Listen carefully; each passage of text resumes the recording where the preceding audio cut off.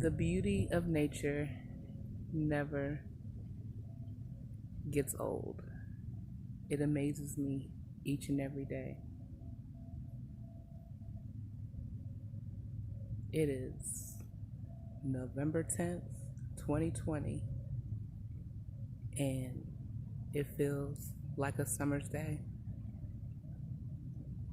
The sun is shining, and I am basking in the sunlight because I'm a PA girl.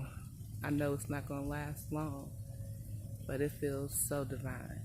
Life is for the living, it's all around us. It's up to us to take the time to notice, to just watch and see.